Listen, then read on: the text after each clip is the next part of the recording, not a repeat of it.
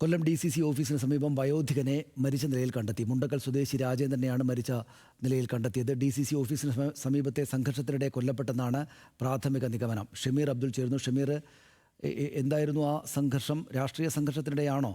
എന്താണ് അതിൻ്റെ വിശദാംശങ്ങൾ?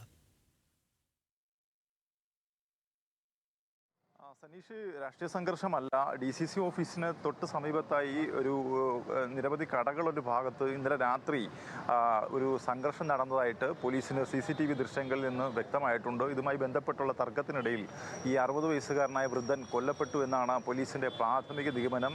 ഈ കടവരാന്തയ്ക്ക് മുന്നിൽ ഇയാൾ മരണപ്പെട്ട് കിടക്കുന്നതായിട്ടാണ് കണ്ടെത്തിയത്. തുടർന്ന് പോലീസ് എത്തി ഇൻക്വസ്റ്റ് നടപടികൾ സ്വീകരിച്ചു. തലയ്ക്ക് പുറകുവശമൊക്കെ തന്നെ പൊട്ടിയ നിലയിലും കഴുത്തിൽ കയറിട്ട് മുറുക്കിയ നിലയിലും കാണപ്പെടുന്നുണ്ട്. എന്തായാലും ഇയാൾ ലോട്ടറി കച്ചവടക്കാരനാണ് എന്നാണ് ഇപ്പോൾ അറിയുന്നത്. മുണ്ടക്കൽ സ്വദേശി രാജേന്ദ്രനാണ് നിലവിൽ കൊല്ലപ്പെട്ടത് എന്നാണ് അറിയുന്നത്. എന്തായാലും കൂടുതൽ വിവരങ്ങൾ പോലീസ് പുറത്തുവിട്ടിട്ടില്ല.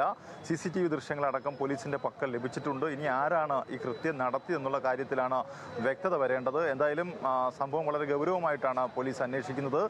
ഇപ്പോൾ ഇൻക്വസ്റ്റ് നടപടികൾക്ക് ശേഷം മൃതദേഹം ജില്ലാ ആശുപത്രിയിലേക്ക് മാറ്റുന്ന ദൃശ്യങ്ങളാണ് ഇപ്പോൾ കാണുന്നത്.